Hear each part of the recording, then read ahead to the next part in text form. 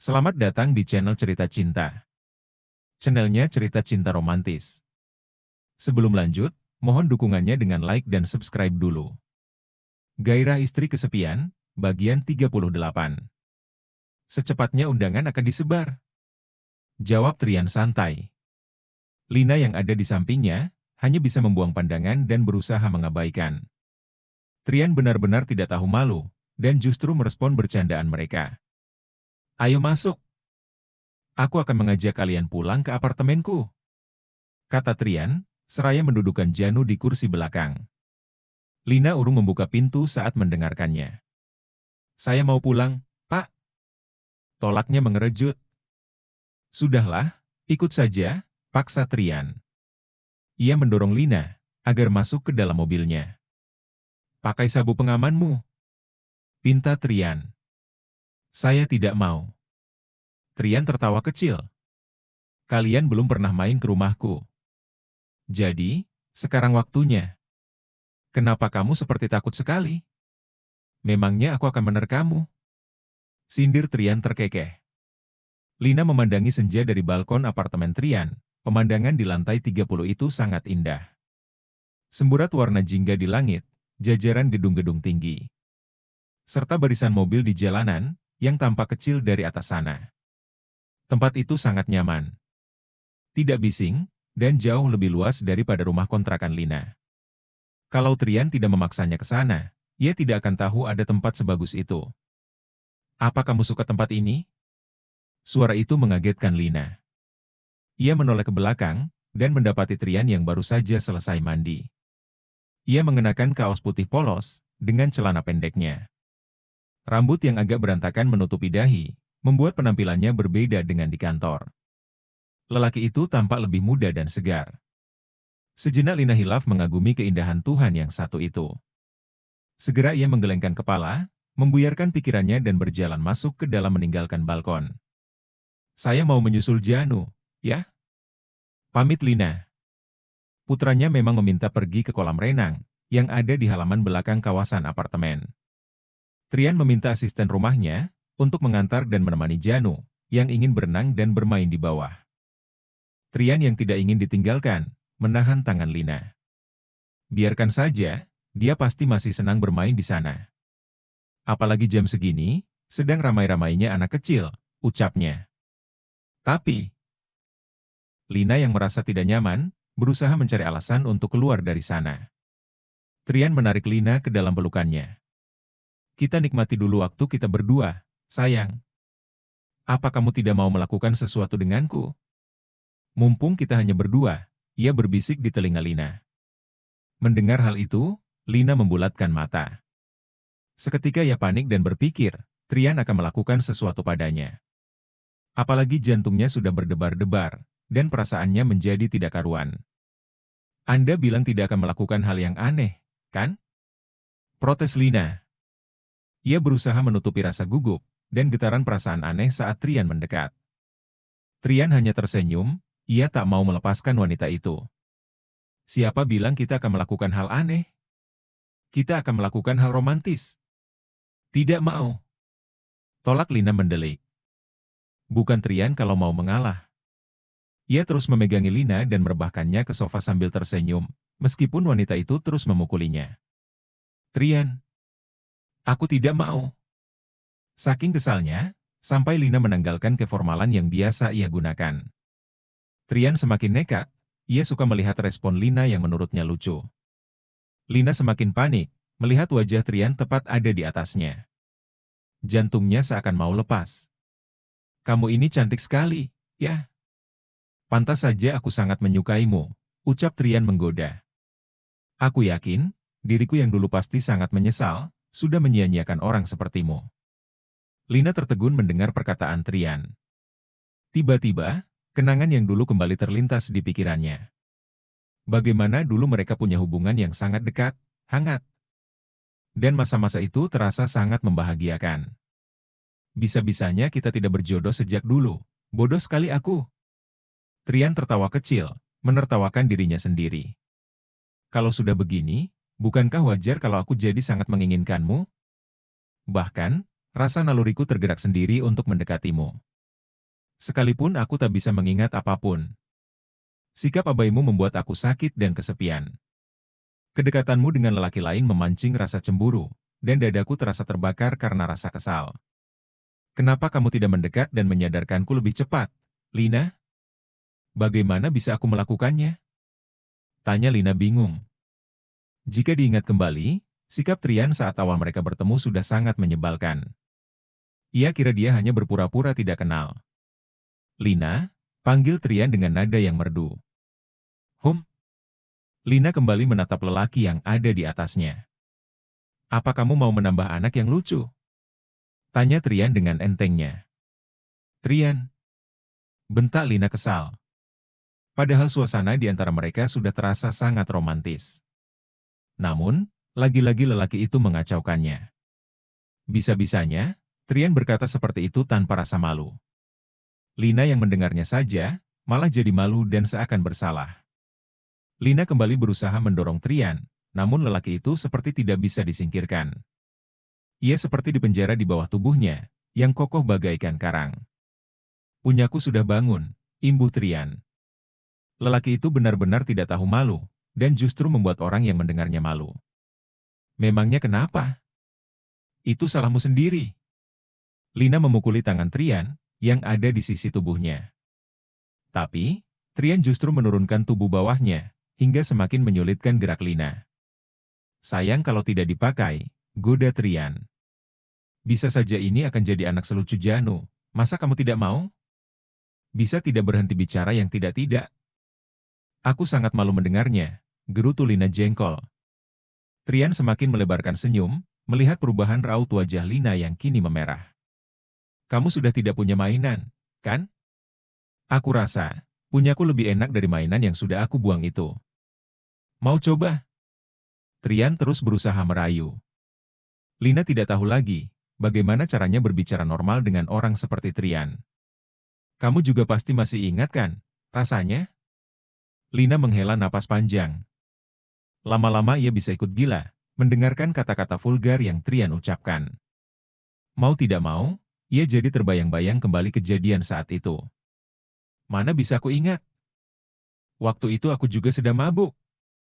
Kilah Lina menyangkal. Bagaimana mungkin ia bisa lupa, orang pertama yang bisa membuatnya terpuaskan selama menikah. Tapi sangat memalukan mengakui, jika yang memuaskannya bukan suami sendiri, melainkan suami orang, mantan pacarnya dulu. Selama pernikahan, ia tidak pernah merasakan puncak kenikmatan kepuasan berhubungan. Rudi jarang memberinya jatah, sekalinya memberi jatah malah tumbang lebih dulu. Itulah alasan Lina menggunakan mainan-mainannya untuk melampiaskan gairah yang tak terpenuhi. Kalau begitu, ayo kita ulang. Kebetulan aku juga tidak ingat apa-apa, ajak Trian berusaha. Lina membatu. Sekalipun ia bisa tergoda, tapi mendengar ajakan seperti itu rasanya sangat menyebalkan. Sebelum menikah, aku tidak mau. Kamu juga sudah janji tidak akan bertingkah, Trian. Lina mencoba mengingatkan. Trian memasang wajah cemberut seperti anak kecil yang kesal, karena keinginannya tidak dipenuhi. Apa bedanya sekarang atau nanti? Faktanya kan, kita sudah pernah melakukannya. Bahkan sudah ada buktinya. Janu. Protes Trian. Ayolah, Lina. Trian tak menyerah merayu. Ia menurunkan tubuh, memeluk Lina dan merajuk agar permintaannya dikabulkan. Aku hampir meledak, apa kamu tidak kasihan? Rengeknya manja. Itu kan salahmu sendiri, kenapa terus dekat-dekat? Lina kembali berusaha mendorong Trian, ia agak kesulitan bernapas ditindih oleh tubuh besar lelaki itu. Memikirkanmu saja sudah membangunkan aku, Lina. Ayolah, kita coba sekali saja, Trian kembali berusaha merayu. Tidak, tidak. Lina terus menolak. Ayolah. Tidak. Ayolah. Aku tidak mau melahirkan anak yang bernasib seperti Janu. Perkataan Lina menghentikan perbuatan Trian. Ia bangkit dari atas Lina dan terduduk. Aku ingin melakukan hubungan kali ini dengan benar. Tapi Trian tidak menyerah begitu saja. Trian berusaha keras mengeluarkan rayuan mautnya. Jurus biawak ngepot hingga buaya mangap ia keluarkan. dibrodong dengan segala jurus dan segala arah, membuat Lina terlena dan luluh juga. Ia tak kuasa menghindar dari rayuan Trian yang bertubi-tubi. Lina akhirnya menyetujui keinginan Trian dengan syarat. "Tante, apa tidak apa-apa kalau kita datang tanpa bilang dulu pada Kak Trian? Bagaimana kalau dia marah?" "Kamu tenang saja. Trian tidak akan berani marah karena ada tante." Seorang wanita muda berjalan di samping Melisa, ibunya Trian. Cantik, langsing, dan tinggi semampai seperti model. Rambutnya panjang tergerai, dengan pakaian mahal beserta perhiasan dan tas mewah.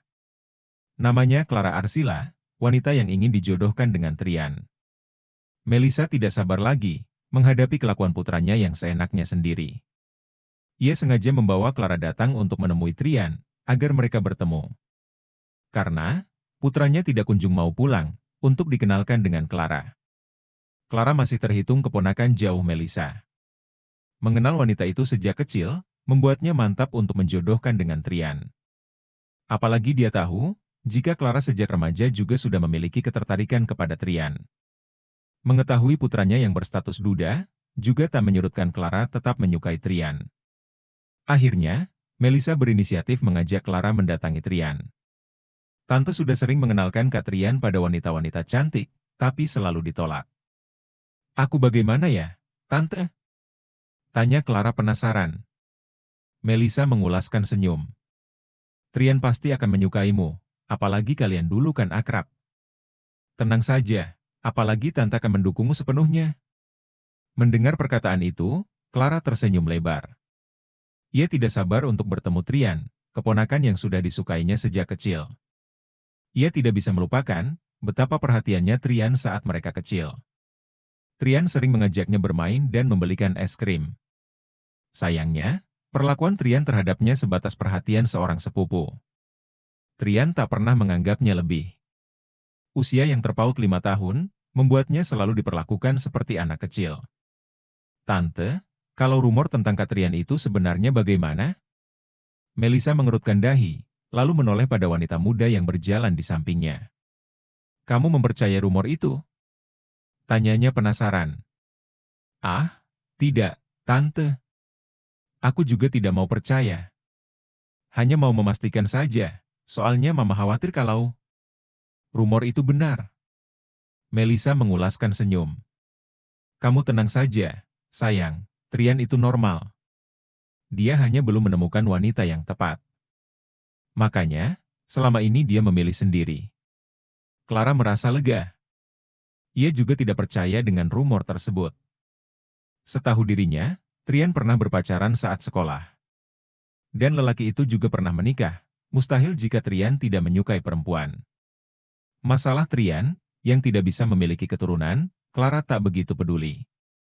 Yang ada di pikirannya, jika ia bisa menikah dengan Trian, maka kehidupannya akan enak. Keluarga Trian merupakan keluarga paling sukses di keluarga besarnya. Apalagi Trian anak tunggal. Nah, ini unit apartemen Trian. Melisa berhenti di depan pintu apartemen Trian. Dia memakai tanggal kecelakaan sebagai password-nya. "Kamu sebagai calon istri Trian, harus mengingat-ingat, ya?" Pesannya serius. Clara hanya mengangguk. Ia memperhatikan nomor yang ditekan oleh Melisa. 1785. "Bulan Agustus, tanggal 5, ucap Melisa. Ketika engsel ditekan, pintu terbuka. Keduanya saling tersenyum. "Anggap saja rumah sendiri, sayang. Kita beri Trian kejutan." Melisa menggandeng tangan Clara, agar ikut masuk bersamanya. Ketika baru melangkah beberapa langkah, terdengar suara aneh seperti suara desahan. Mereka saling berpandangan heran. "Tante." Clara memiliki perasaan tidak enak, jelas sekali ia mendengar suara Trian. Melisa menggelengkan kepala. Ia meyakinkan Clara, jika semuanya akan baik-baik saja. Ia yakin putranya hanya tinggal sendiri, seperti yang selama ini diketahuinya. "Jangan khawatir, Clara. Paling Trian sedang main sendiri," ucapnya menenangkan. Ia kembali menarik tangan Clara, agar ikut masuk ke dalam, mengikuti arah suara yang mereka dengar. Keduanya mematung, saat melihat apa yang sedang dilakukan Trian di sofa ruang tengah, bersama seorang perempuan. Ya ampun, teriakan. Melissa berteriak histeris, tidak percaya dengan apa yang baru saja dilihat. Bisa-bisanya ia membawa Clara datang ke sana. Tapi hanya untuk menyaksikan putranya, yang sedang berbaring di pangkuan seorang wanita sambil menyusu seperti bayi. Dan tangan wanita itu memegangi milik putranya. Rasanya ia hampir pingsan dan kehabisan napas. Untung saja, ada Clara di sampingnya yang menahan agar tidak jatuh. Hal serupa dirasakan Lina. Ia kaget setengah mati. Tiba-tiba ada orang yang masuk saat ia melakukan hal yang nikmat bersama Trian. Cepat-cepat ia menurunkan pakaiannya, menutupi dada yang sejak tadi Trian hisap. Menyesal ia termakan rayuan Trian yang meminta untuk pegang-pegang. Sementara, Trian merasa kesal. Meskipun sudah ketahuan dia sangat santai, ia bangkit dari pangkuan Lina dan membenahi celananya. Ingin rasanya ia mengumpat, karena ada yang mengganggu nikmat kesenangannya. Susah payah ia merayu, tapi ternyata ada yang mengganggu. Tante, maaf. Aku tidak bisa di sini. Ucap Clara, ia benar-benar syok melihat pemandangan itu. Meskipun berhasil membuktikan jika Trian lelaki normal. Tapi mengetahui lelaki itu bermesraan dengan wanita lain, membuatnya sangat kesal. Ia memilih pergi dari sana. Melissa benar-benar marah, sekaligus malu dengan kelakuan putranya. Apalagi sampai membuat Clara pergi dari sana. Ibu kenapa tidak mengabari dulu kalau mau datang? Tanya Trian heran. Melissa masih mematung dan mengatur emosi dalam diri. Tatapannya fokus memandangi wanita, yang tertunduk malu di samping Trian. Bola matanya melebar saat mengenali siapa wanita itu. Apa kamu Lina? Tanya Melissa dengan nada marah, ia berjalan mendekat ke arah Lina. Lina mengangkat kepalanya. Ia juga baru menyadari, jika orang yang memergoki mereka adalah ibunya Trian.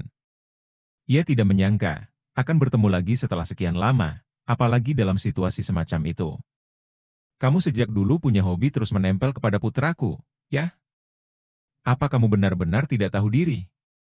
Maki Melissa geram. Wanita itu memang tidak pernah menyukai Lina. Bahkan, dulu secara terang-terangan menolak hubungan Trian dan Lina, sampai membuat mereka pacaran diam-diam. Pergi kamu dari sini. Melissa maju hendak menjambak rambut Lina saking kesalnya. Namun, Trian berhasil mencegahnya. Lina hanya bisa terduduk diam, tak tahu apa yang harus diperbuat. Trian, minggir. Ibu tidak mau melihat wanita itu ada di sini. Melissa berusaha mendorong putranya yang terus menghalanginya.